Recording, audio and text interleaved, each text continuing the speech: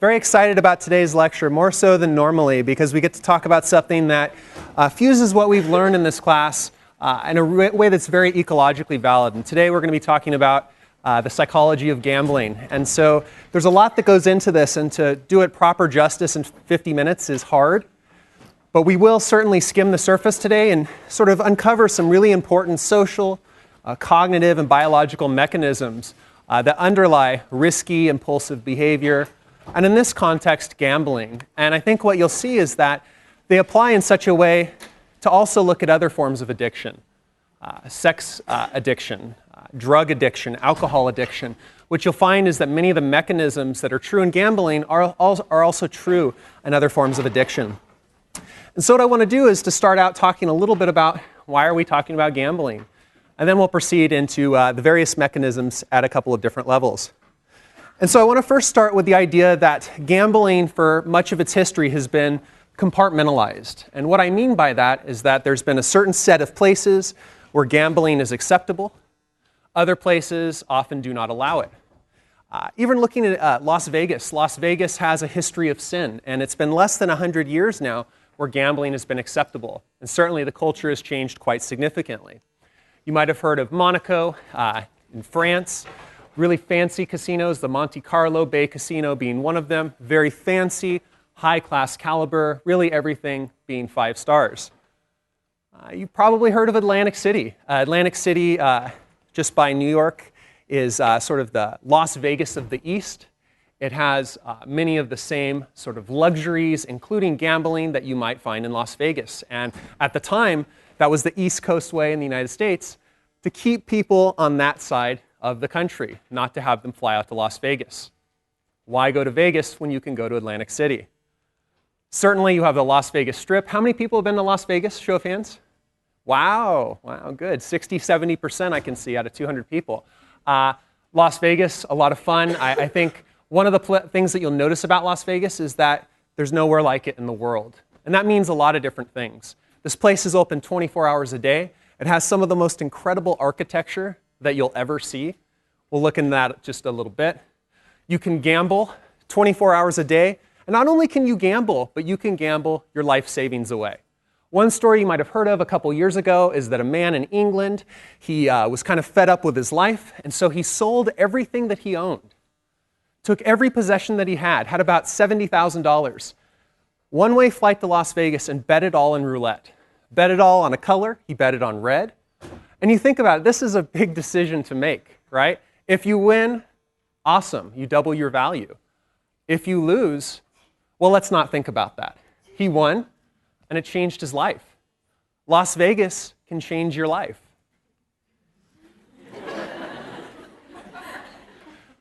Who's heard of Macau? Show of hands.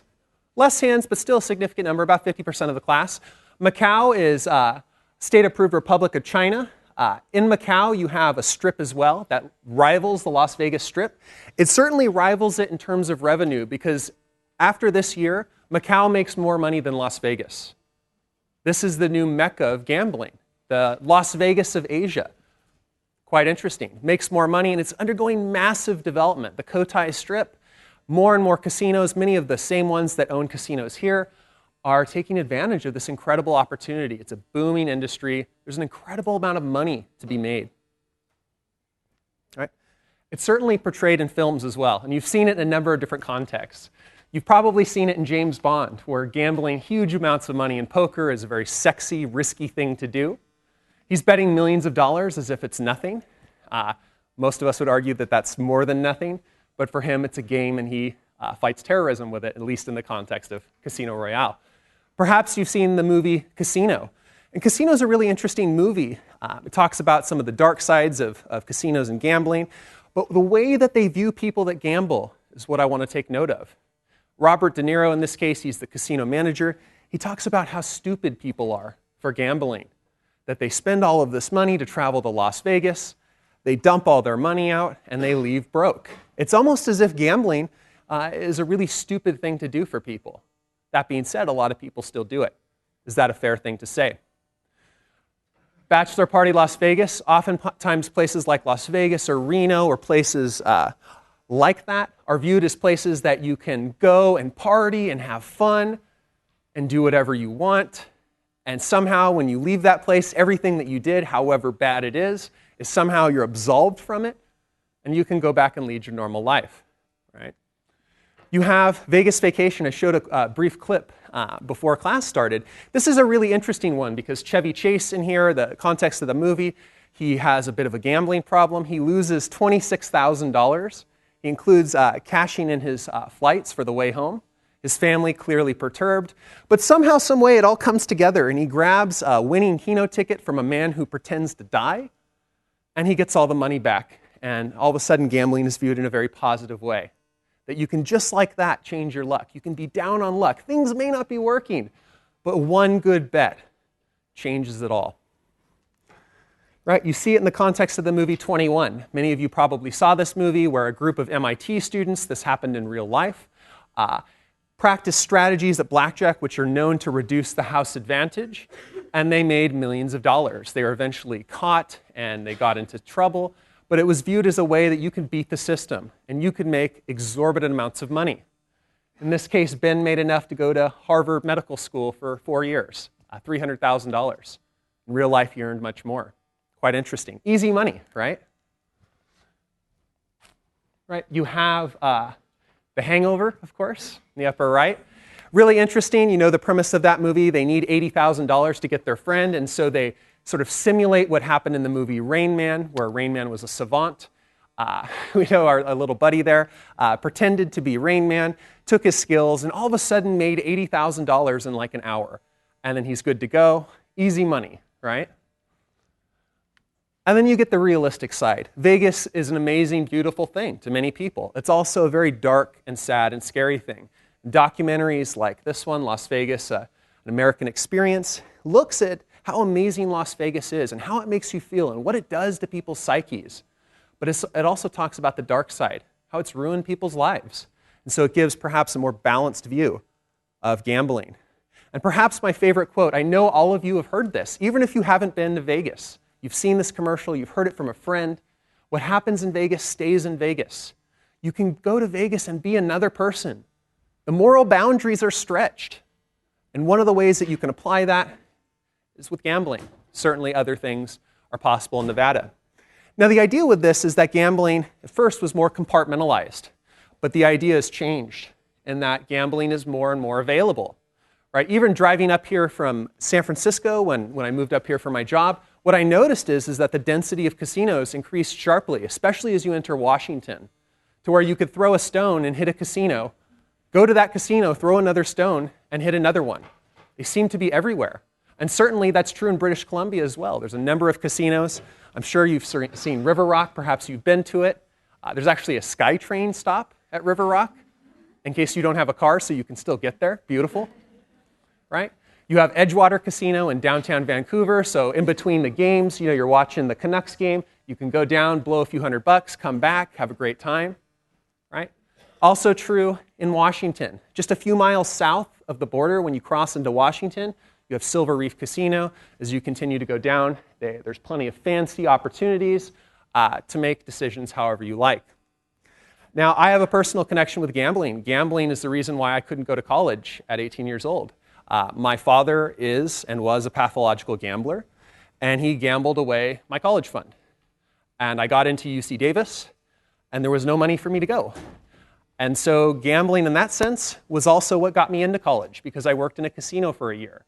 And I worked about 60 hours a week, and I made enough money to go to college for 3 years of working at a casino for a year as a blackjack dealer and later as a blackjack supervisor. Extremely interesting, unique life experience. I would love to talk about it in more detail, but suffice to say, I think there's societal reasons for looking at gambling, but certainly there's personal reasons as well. They certainly differ for different people. When you look at the effect in Canada, it's amazing. In terms of gambling revenue, it's increased multiple times over. So if you look from 1992 to 2008, gambling revenues in billions have increased just over 2 to over 14 billion. And this is looking at Canada as a whole over this time period. And if you break it down by province, well, British Columbia does its fair share. Right? If you look in gambling profits in 2008, $1.1 billion a year.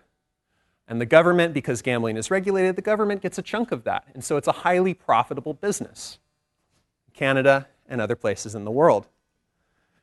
Here's the thing. Not only is there a casino down the street from you, but there's also one in your computer, right? And you see this commercial. How many people have seen this commercial from playnow.com? If you watch TV, you see it. You can't help but see it, especially at night, right? You see this, wow, this is so fun. Look at these sexy people with all of this money. And you can sign up and get $100 and you could win, $50 million and blah, blah, blah, blah, blah. It's really amazing. There's incredible opportunities here. You don't even have to leave your house to gamble anymore. You can play whatever game you want. Location and traveling is no longer a restriction on this behavior. And because of that, many, many more people are gambling. It doesn't have to be a bad thing, but in some cases, it can be quite destructive. And the goal of today is to talk about some of the mechanisms by which people start gambling, but also more importantly, the mechanisms by which they continue gambling, despite even heavy losses, both personally and financially. What are some of these mechanisms? There's quite a few, right? So at any given casino, MGM Grand, for example, has a players club. It's called M Life. If you join this exclusive club, you get perks. Perhaps you get money back for gambling a certain amount. You get discounted, if not free dinners, show tickets, hotel rooms, so on and so forth. And so, like credit cards do when they give you a certain amount back for purchase, gaming institutions will give you a certain amount back. They call them comps, complementary sort of perks, that are given to reward you for your play. The longer you play and the more money you play with, the more you earn. Much like when you have a credit card, the more you use it, the more rewards you might get, depending on what you're using.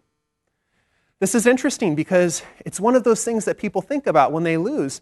They go, well, I may have lost $1,000, but I got to see that show with Celine Dion with my wife and I, and we got to have an amazing dinner. The value of that may be a few $100s. The cash loss certainly more, but this is something that people often look to when they lose money. Say, well, it could have been worse. At least I got this out of it. You feel like you're earning something even if you lose money. And if you win money, you still earn stuff. And so it's even better. It's a mechanism to earn even though you may not be earning on the tables. Right? Look at this approach motivation. This is the casino Aria. How many people have been to Aria? Show of hands. Just a handful. This is part of the new center called City Center in Las Vegas. The casino outside looks like this. It's absolutely modern, absolutely beautiful. And this is a view of the inside of the casino. And you'll bring your attention to a couple things. One is you see that the casino curves. This is the main floor, and it walks around this way. The casino curves for a reason. It curves because they don't want you to walk into the hotel and have seen everything. They want you to go in, to explore. Because the longer you spend in a casino, the higher the chance it is that they can make money off of you. By buying food, seeing shows, certainly gambling, right? We know that many casino games are stacked in the favor of the house, some more than others. The longer you play, the longer you stand to lose. And so they want to create an environment that makes you feel welcome, that makes you feel powerful, that makes you want to be there. Because if you don't want to be here, no money can be made. The lighting is a certain way. Oftentimes you see the tables are structured around bars or where young people congregate, right? It's informational influence, right? Other people are gambling, having a good time. Boy, that looks fun. I should do it too. They create a culture that makes you feel powerful.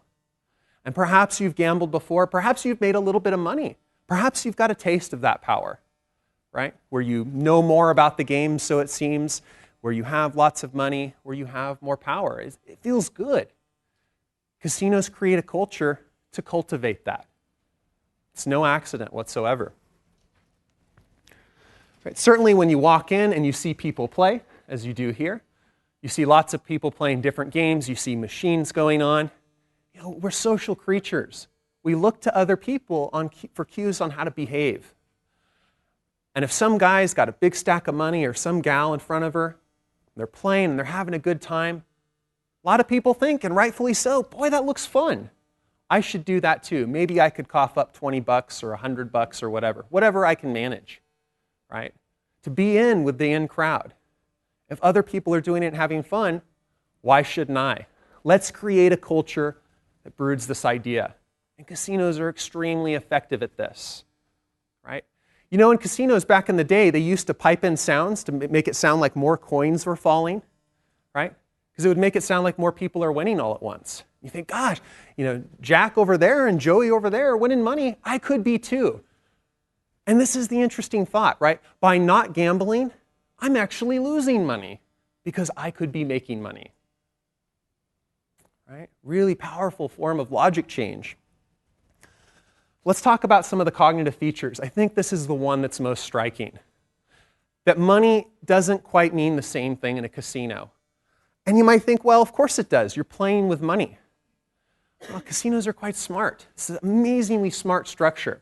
So if you go to a table game, such as blackjack, and you want to play, let's say you have $100. They don't let you put the $100 on the table to gamble. Rather, you change the $100 into chips. Maybe it's these colorful chips from the Flamingo that are worth $5 each, and you get 20 of those. Okay, that's well and good. Slot machines do the same thing. I put my $100 bill into the machine, and if it's a $5 machine, I have 20 credits. I have tokens, or I have credits. It's no longer money.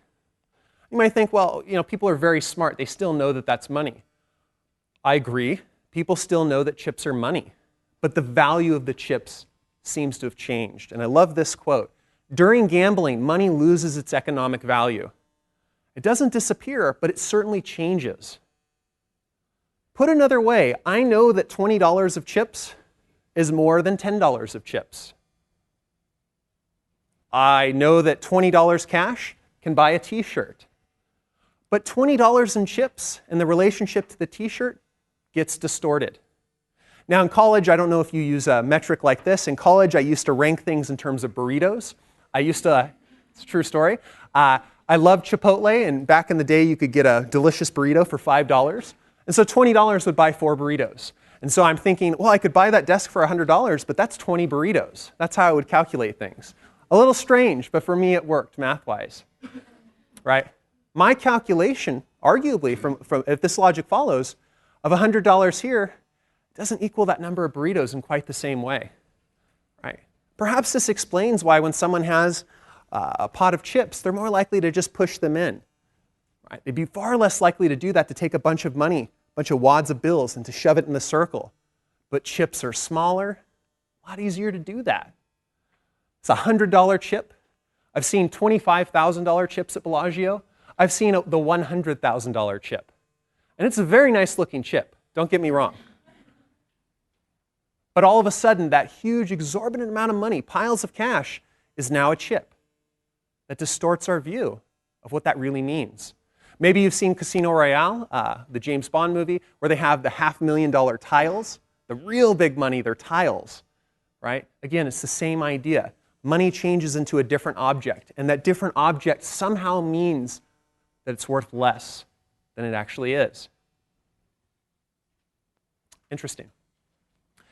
One of the most prominent things you see in gambling is an illusion of control. And more specifically, it's this, that people believe they can control events that they can't. Right? Back in the day, this was a problem for some unfortunate blackjack dealers. So the term dumping comes from dealers, and it basically says this. When I'm dealing and I'm losing all the time and I'm paying all the players, I'm dumping. I'm dumping all of my money onto the players. And of course, that's a wonderful thing if you're a player, less exciting perhaps if you're a casino. And back in the day, dealers who were dumping or losing a lot were actually fired. And this makes absolutely no sense because the dealer can't control what cards come out of that little shoe. But the bosses still laid the blame and they lost their jobs. One real-world example. It's really interesting. How many people play Yahtzee? Anybody? Anybody play craps or anything with dice? Just a handful, right?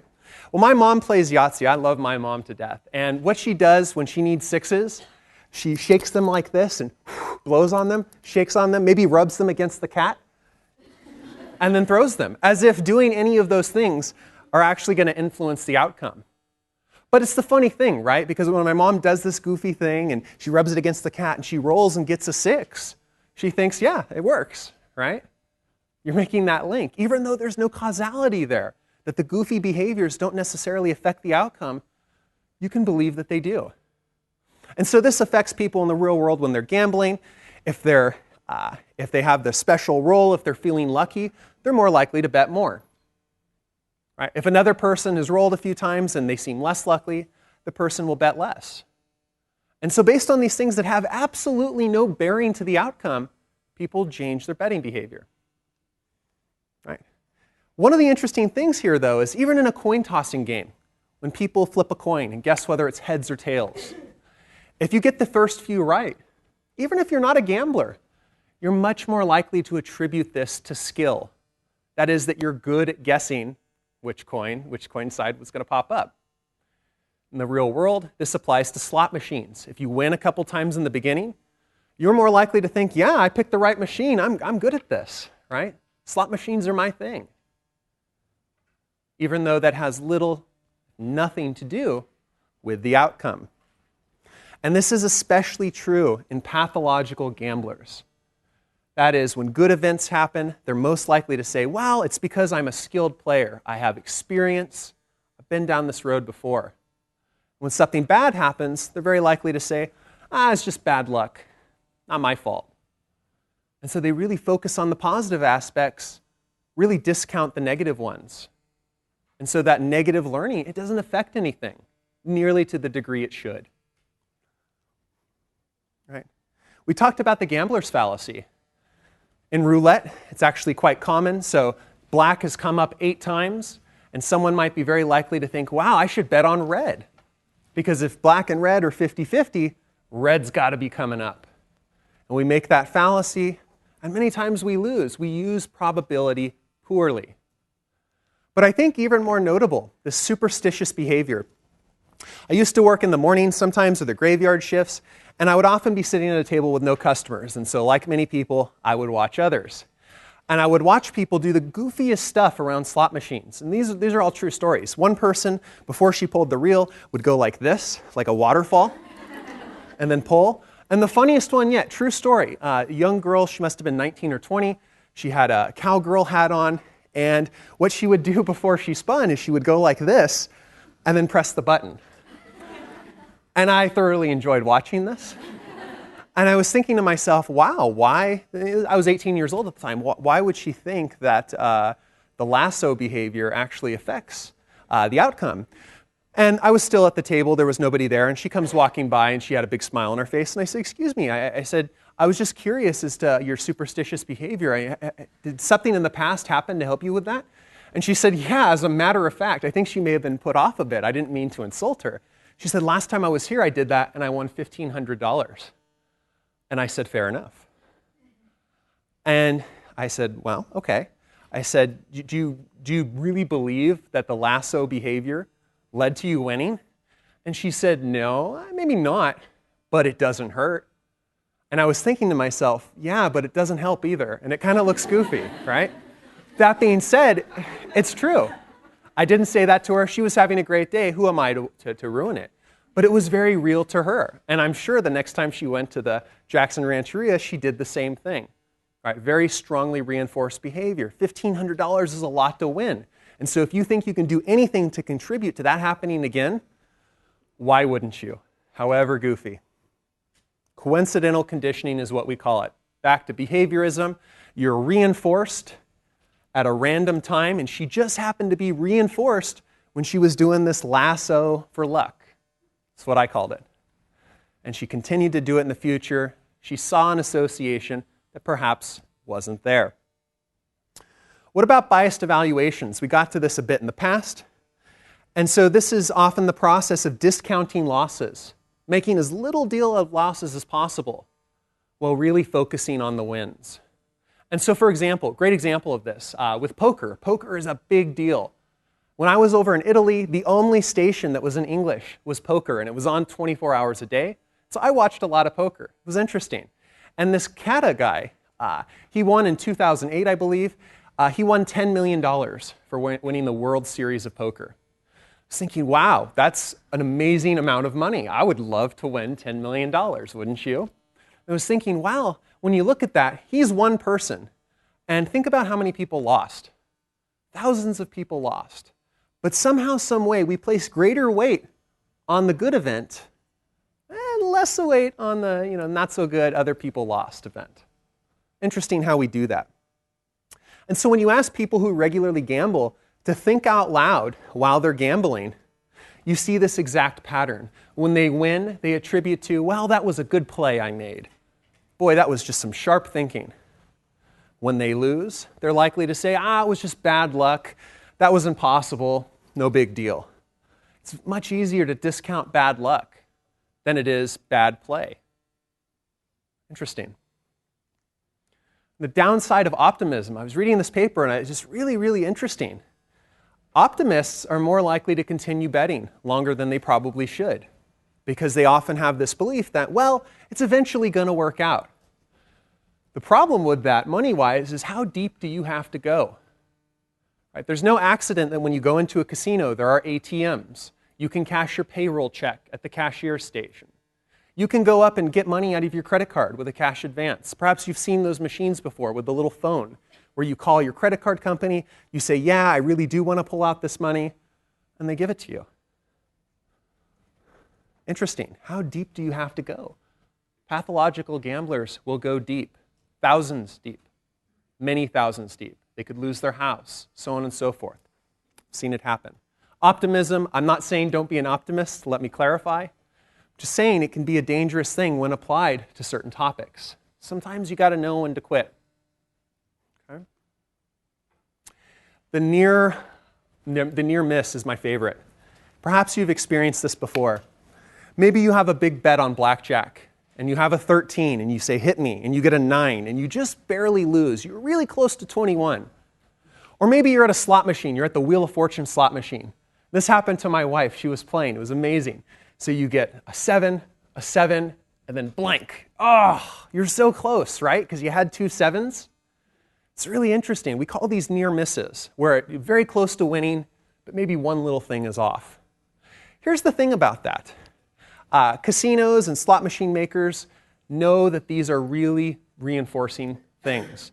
And so they design slot machines that come up with disproportionately high numbers of near misses. And the reason for that is that a near miss is just as reinforcing on your behavior as actually winning. Well, what's the key difference there? Winning. You don't actually win any money when there's a near miss, right? And so by having lots of near misses, it induces something really powerful that we call cognitive regret. And you think, my wife had the 7 blank. And you can't help but think, what if it was a third 7? What if I won $2,000? Wouldn't that be awesome? You feel bad. You were so close, right? The only way to feel better after something like that is to keep playing and to chase it down, right? And indeed, that's what we do. And even more powerfully, after a near miss, people bet more. In blackjack, in slots, they will bet more because maybe they think, you hear this all the time with slot machines. The slot machine's heating up, right? Have you heard that before? It's getting hot. My time is coming. Got a few laughs because maybe you've heard of that. That's the kind of thinking. And so you up your betting. The problem with that, the more you bet, the more you can lose. Certainly the more you can win, but also the more you can lose. Okay? Really, really interesting. So what about in the brain? So we have a well-documented pleasure center in the brain. This pleasure center is sort of in the midbrain. We'll just call it the midbrain. And this part of the brain lights up or activates when you're feeling something pleasurable, when something good is happening in effect. Now here's the thing, you can do research in rats. Early research showed that if you stimulate this part of the brain in a rat, the rat feels amazing. Moreover, you can actually put an electrode in the rat's brain and hook it up to this lever. And when you push the lever, you activate this part of the brain. Rats will push this lever, and they'll push this lever often at the expense of food and other vital necessities.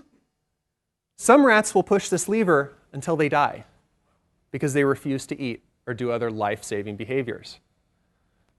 Isn't it interesting how it kind of looks like a slot machine? Does that at all strike you? You know, this observation, it's a really funny one, comes from B.F. Skinner, a behaviorist. And he said, well, listen, you know, people are gambling because they've been reinforced in the past. They've won in the past, it's felt good. And so they play in the future to obtain similar outcomes. Not at all surprising. Really interesting, though, how the rat, how the slot machine behavior looks quite the same. And this is what I want to argue. Perhaps understanding this area of the brain and other related areas of the brain is the key to not only understanding gambling behavior, but even addiction more broadly. As I mentioned in the beginning, substance dependence, alcohol, drugs, sex addiction, so on and so forth. Now in Canada alone, 1% to 2% of Canadians have a gambling addiction. They would be considered by the APA as pathological gamblers. It's about 600,000 people. In the States, estimates are even higher, depending on the estimates that you look at, upwards of 5%, if not more. And so you're looking at 15 million people. And this is something that affects a lot of people. You go to Nevada, and you go into gas stations, they have slot machines. You go into grocery stores, they have slot machines.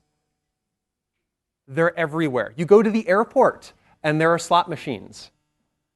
You open up the slot machine, and there's another slot machine.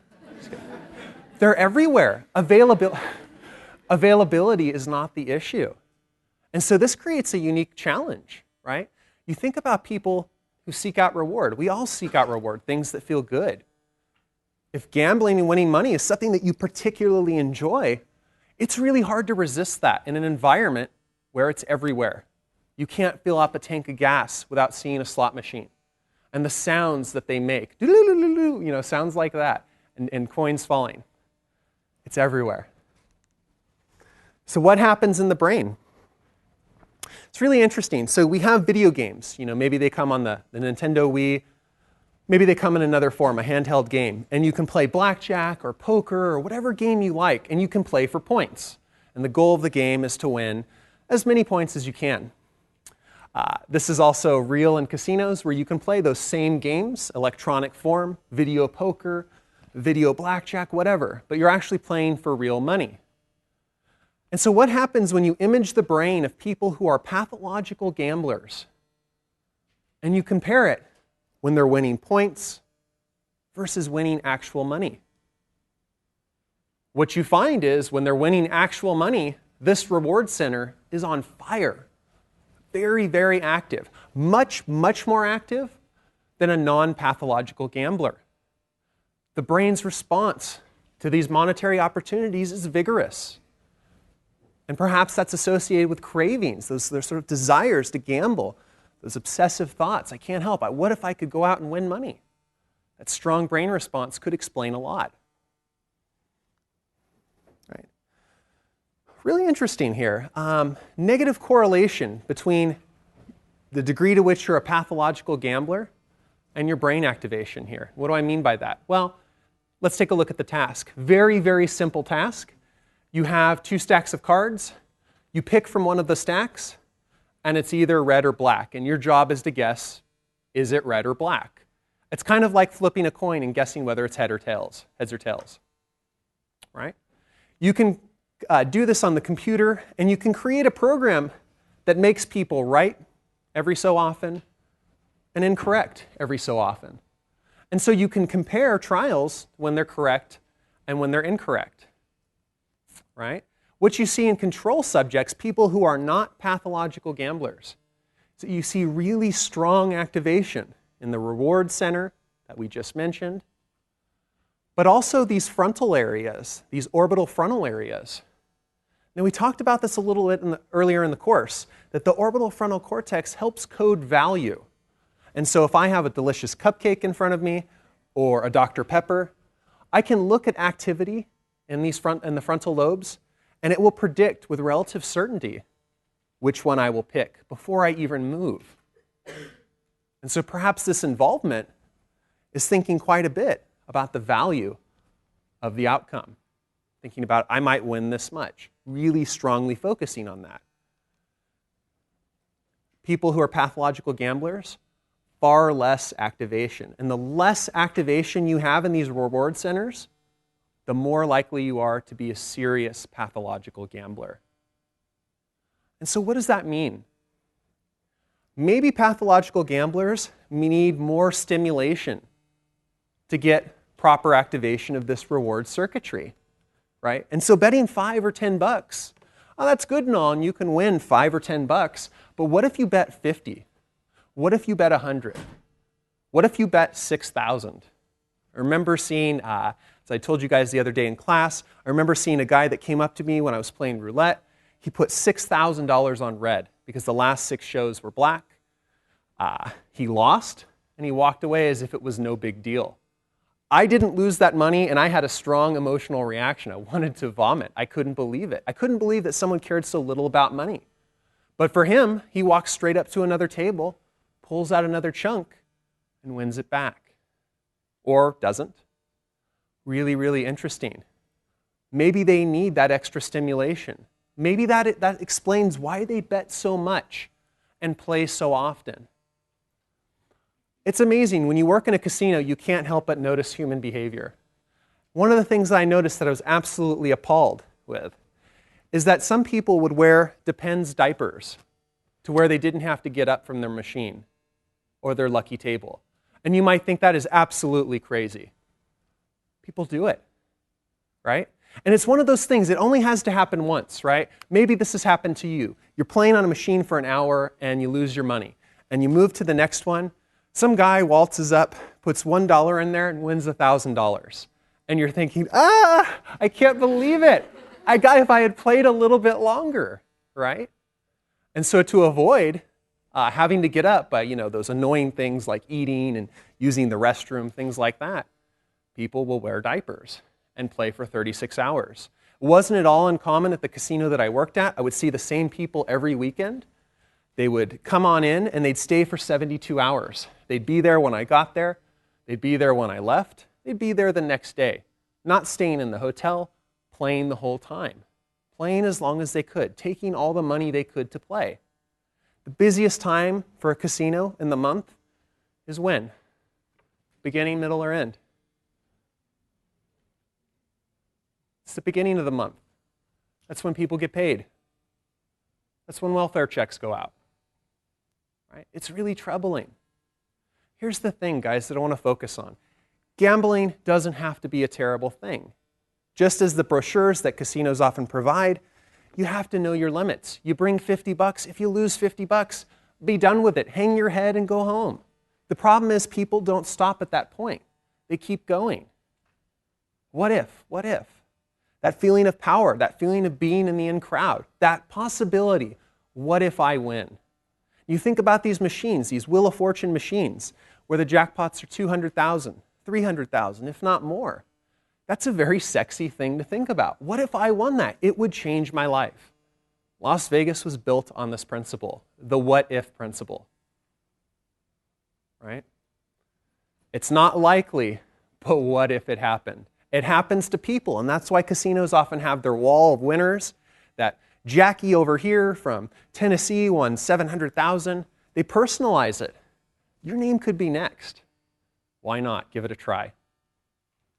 And so that was the idea behind creating this course that I'd like to do in the next year. There's lots of different things we can look at, and really today we only scratch the surface. You can look at the social influence that start but also perpetuate gambling. You can look at the cognitive mechanisms that distort this realistic perception, this bias to enjoy the wins and savor and relish in them, but also to discount the losses and to be in that phase as little as possible. To look at reward and addiction, and it's sure enough, if you look at the literature, many of these different addictions share the same neural architecture. How many people would say that they're addicted to their smartphone? Show of hands. Right? I know I was. I'll take one for the team. I had an iPhone in Berkeley. I love iPhones. It was amazing. I get probably 50 to 100 emails a day. And if you have your iPhone set up for email, it can be the kind of thing that's so convenient. It could also be the thing that drives you completely batty. And I found for me that I was checking it every 10 seconds, right? Because I'd usually get an email every 10 seconds. But more often than that, I'd need to react to it. I'd want to answer emails. I'd want to be good about it. We often put ourselves in situations where addiction is possible, if not likely. For me, I don't even have a cell phone anymore. I may sound like a caveman, but for me, it was great for my mental health. I could change the situation for what it's worth. And to look at casino strategy, again, this is getting into neuroeconomics, neuromarketing. How can you create situations that make people feel good, that make people feel powerful, that make people want to spend money? Amazing field. A lot of people go into this direction. Whether you go into gambling or another industry, I think the same principles apply. And a lot of high-powered companies, Hershey's, so on and so forth, hire people like this to study what others will find most appealing. You can look in the brain, you can look at the level of behavior. And to explore past, present, and future treatment options for this addiction and other addictions as well. Again, this is something that affects a couple % of Canadians. You can imagine that number is going to increase. What can we do about it? Okay. And hopefully this will evolve into a Psych 207 either next year or the year after, should people have sufficient interest. Questions? Yeah? People who report that they have a gambling problem or addiction or whatever, what are the treatment options? There's a number of things you can do, and it depends on your therapeutic approach. You can give people drugs to reduce impulsivity. And so that sort of feeling that, oh, I want to go gamble right now, maybe something could suppress that feeling a bit. Also, cognitive therapy, right? You can change the way people think about the situation. Take a step back and realize that the way that you think about winning and losing and whether you have skill or not in these situations is not exactly lining up with reality. And so you can restructure the way that they think. Behavioral therapy, you can punish gambling behavior and reward more positive behavior. And so depending on the therapeutic approach, you might go in one direction or another. Yeah?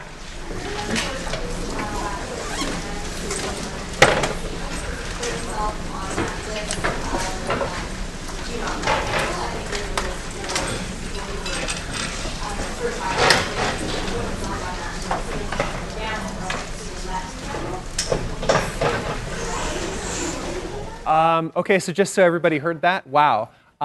So this is a man who knew he had a pathological gambling problem, who asked the casino to put him on a no-gamble list. He came in, gambled anyways, and he's suing the casino for letting him gamble.